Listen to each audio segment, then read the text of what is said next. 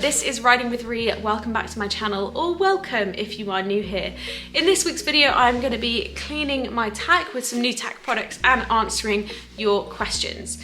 Before we do that, a little Woody update. Woody is doing well. The abscess is coming out clear now when I'm taking the poultice off, so that's a really good sign. We're still walk cacking. He is being incredibly fresh, but it's all heading in the right direction, so fingers crossed it will continue to move that way. Just a little note, I may take a little break from YouTube for the rest of the month. I'm not 100% sure yet. I may just step back a little bit. With Woody being just walk cacking, I don't have loads of new content for you, and I'm also gearing up for a brand new job at the end of this month, so I may just need a couple of weeks to bed into that before I can share content, and I want this content to be really good. I don't just want to put it out for the sake of it, so I'm just letting you know. I hope that's okay. I've hardly taken breaks this year. I think I've missed 2 videos, or last year, so I hope that's right.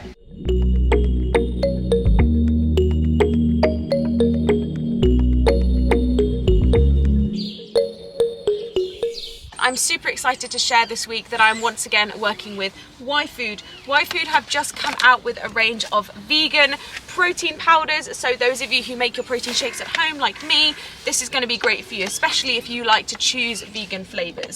So I have my protein shake here in my YFood bottle. I'm going to share with you my favorite recipe and tips for making it at home if you want to try it out.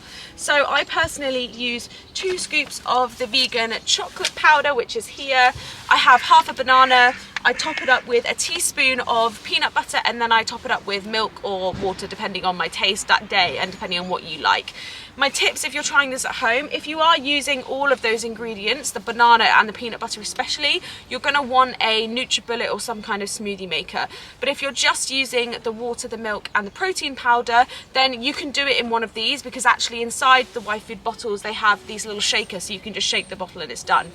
If you are making this at home with a NutriBullet, I recommend adding a little bit of water to the bottom of your bottle first that you're going to shake it up in, and then adding your 2 scoops of protein powder.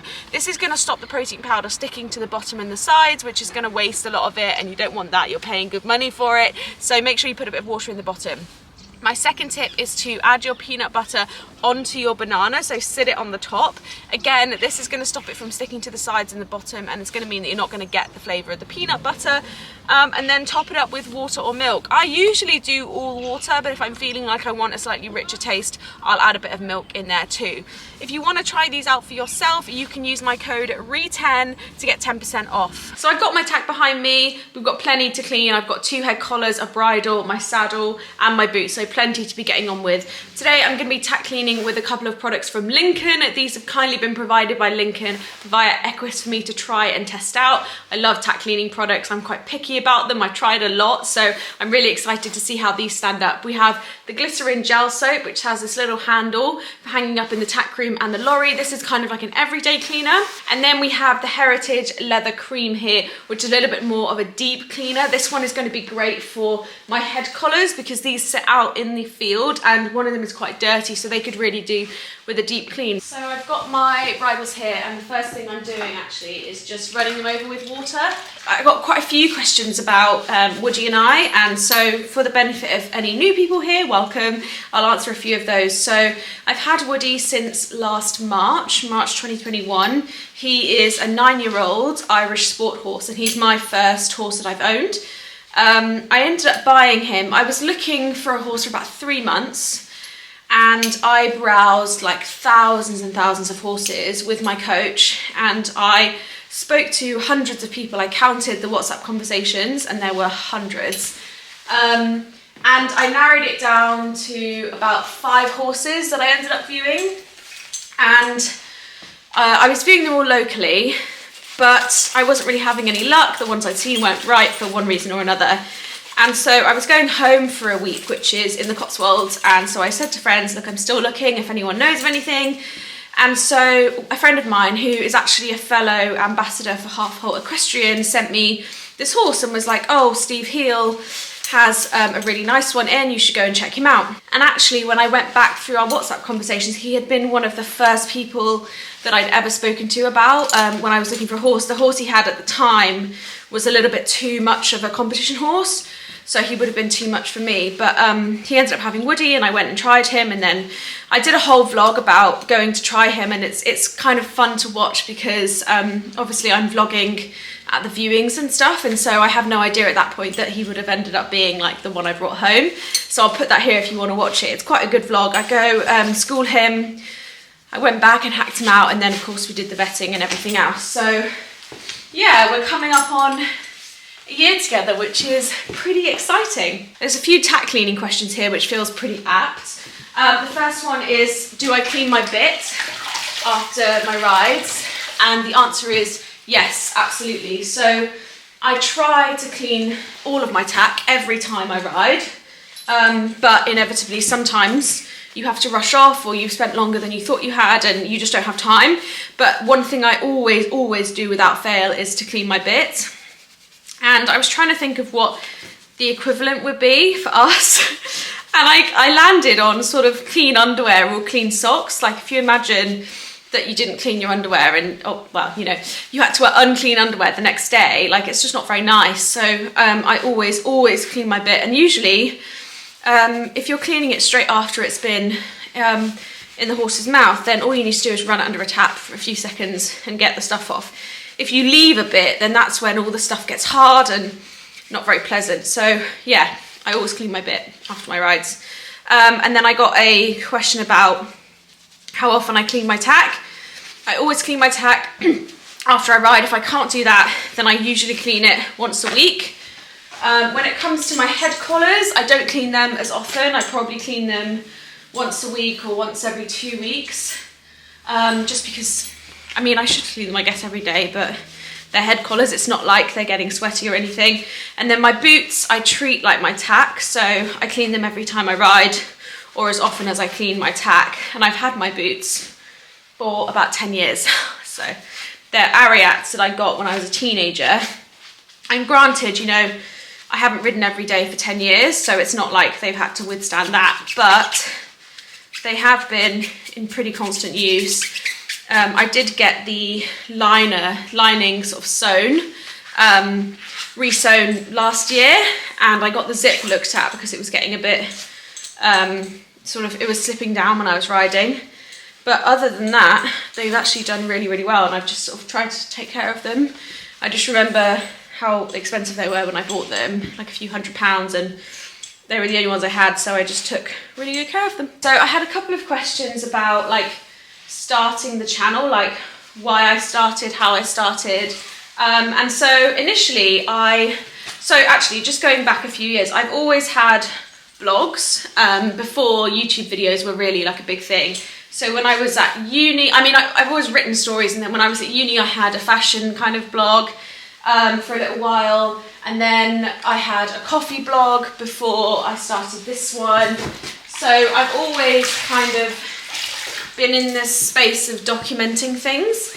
And when I first started sharing again, I've always shared like my riding on my personal Instagram, but when I actually started sharing, I had quite a lot of interest from my friends, people that followed me, just wanting to know what it was, and interestingly around how I balanced it alongside my London career, because I had lots of friends that I sort of worked with watching it and stuff. And so I was getting all these questions, and it suddenly occurred to me that like this might be a thing that people want to hear more about, and I kind of didn't want to flood my personal Instagram constantly with the horsey content, but I really wanted to share it because I was really proud of the milestones and stuff. So I just set up my page, and that was sort of it. I sort of went from there. And obviously now we're about almost 2 years on, and it's grown, and it's been pretty amazing. It's kind of cool to be able to share this stuff, and I've had some really amazing messages from people along the way about how it's really helped them with their own riding, or it's made them feel more confident about something that they maybe would have been embarrassed about before, but then they saw me do it and they were confident. Or, you know, I think that stuff means a lot to me because I want people to feel comfortable in whatever they do. So yeah, so moving on to watering my saddle, I had a really brilliant question, which was, what is the thing you've learnt most since having Woody? And I had to think a little bit, and I think it's that horse ownership is not linear, which sounds obvious, I guess, or let me explain. So when you've always ridden other people's horses and you finally own your own, I think you have this idea of horse ownership as being like a journey where, you know, you build up a single partnership and it's just you and the horse, and so you're going to go from strength to strength, and you're going to go from step 1 to step 2 to step 3, and you have this like linear idea of the goals that you want to achieve. And actually, like, I mean, my year has been anything but that. Like, I thought that would happen, somewhat naively maybe, but, you know, I think you realise that, like, it really takes a whole year to get to know a horse, for starters, because, you know, they're different in every season. And then, you know, there are times where you're busier, or there are times where you're not learning, like, jumping higher, but you're having to go back to basics on something that feels like a step backwards, but is actually just another building block. And then you might have an injury or a really busy period at work. And so it's not like what you think it's going to be. So I think I had a lot of goals last year that I still haven't even got close to achieving, because I've been working on other things that actually have felt more important to our foundation. So yeah, I think the thing I've learnt most is that horse ownership is not linear. So I'm going to water my boots now, and then we'll move on to the actual tack cleaning. So a really interesting and kind of thoughtful question I had was, do you ever feel the pressure to get on with it, in the sense that the horse isn't getting any younger? And my first instinct was like, yes, but then I realised that actually the answer is a lot more nuanced than that. So firstly, I think there's definitely going to be people, when you speak to them, who are of the school of thought of like, just get on with it, like, you don't need to go back to basics on X and Y, the horse doesn't need you to do X and Y, like, just crack on. And that's fine, but I think sometimes that train of thought can be damaging, not only because I think sometimes that is actually what your horse needs, but also I think damaging to your confidence if that's something that you need. Having people say, like, just crack on is not always helpful. And I think it really depends. Like, I think we all have our own personal pressures of like, just get on with it. Like, you know, you haven't got these years, you're not going to have them forever. But at the same time, I think if you don't have solid building blocks in place, then those things are going to crumble anyway. Like, I'm just trying to think of my own kind of get on and do it mentality. Like, if I, for example, were to be like, oh, I'm just going to go and jump 3 foot, whatever, which is like my scary height, then I could probably do that. But if something went wrong because I was nervous, then firstly, that would be like completely my fault. But secondly, it would then probably push me back another few months, which would be stupid. So, but what I will say equally is, whilst Woody's been on box rest, or whilst we haven't been jumping for like a few months where we've been waiting for the new saddle, like, I've been riding around thinking a lot about the things I can't do, which you inevitably do. And it's definitely made me want to just be like, just do it. And instead, I guess, like, stop being nervous about doing the bigger shows. Don't be nervous about driving the lorry and taking Woody somewhere on your own. Like, just do it, because, you know, you never know what's around the corner in terms of injury or having to stop. So when the going is good, don't let your own fear hold you back. So I think in that sense, that kind of pressure can be good. But I think it's all, like everything, it's got to be nuanced enough to be there with common sense, if that makes sense. You can actually see, I'll just show you, you can see that they're getting old because they have all of this down the side, but they're so comfortable. It's like my old favourite armchair. Okay, we're on to soaping. So interestingly, I keep different coloured cloths for different things. So this is my water cloth, this is my soap cloth, and then this one is going to be for the leather cream, so that I know what's going on what. So we've got the Glycerine gel soap here from Lincoln, and the instructions are just to take a little bit and put it onto a cloth. So just show that coming out now so you can see. That's it. Put a little bit on the cloth there. I'm just going to buff the cloth in, and then we're just going to buff the tack and then let it dry naturally. That's the plan. So I'll do that so you can see. So another question I got was, how did you go about getting a livery space. Did you reserve the livery space before you bought the horse? So I was quite lucky because I was already at the yard when I was looking for a horse. So essentially I was able to kind of sort of keep a space, but it was under the kind of condition that if that place needed to be taken by somebody who actually did have a horse, then that would happen. And luckily that didn't happen and I was able to bring my horse here. But most yards won't let you reserve a space before you've bought a horse. Most of the time you'll have to just call them up when you've got one, or when you're about to pick one up and say, can I join? So I think it's always a good idea to have several yards in your area that you like, so that you have the sort of choice between 3 or 2 of them when you do find a horse. Because I totally appreciate it's hard and it can be a bit of a catch-22, but yeah, you'll have to know that you're getting the horse before you can get the yard. Usually, unless you're willing to pay sometimes for a stable, which obviously feels like a little bit of a waste of money. If you're paying for a significant time and you don't even have the horse yet, that's what I would say. Okay, so first impressions of the leather balm is that it goes on really nicely and it's not sticky. Quite like it. It's got a good shine to it, so I'm going to let that dry and then buff it out. And I'm also going to put it on these head collars, which I'm actually going to go over again with the leather balm as well, because these are getting a bit dry. So similarly, I had a question from someone that said, how quickly could you move if something went wrong on your current yard? And this is certainly something I think is important to think about, because you sort of have to remember that, just move that over. Remember that it's kind of like anything, housing, whatever, like you might love where you are like I do, but that doesn't mean that like disaster might not strike in the future. Or I think particularly when you're on full livery, I've talked about this before, you never know if your financial situation is going to change and mean that you can't do full livery anymore. And so I always like to have a few yards, or at least know what yards are in the area, so that if anything ever happened where I did have to move, like you have, you know, an idea of what's out there. And I sort of think it's the same with most things in life. You sort of want a little bit of a backup plan with most things. Like we all know that if something happened with our houses, we know the people we would call in the middle of the night with a problem. And I think it's sort of the same thing with the horses. You just want to keep somewhere in the back of your head, just in case. That being said, there's no yard. There's no yard at all that I would want to be at right now, but you know, you've got to be practical because you never know what's going to happen. Right, saddle. I totally forgot too that I meant to be giving you a life update in this video. So the update is that I am starting a new job.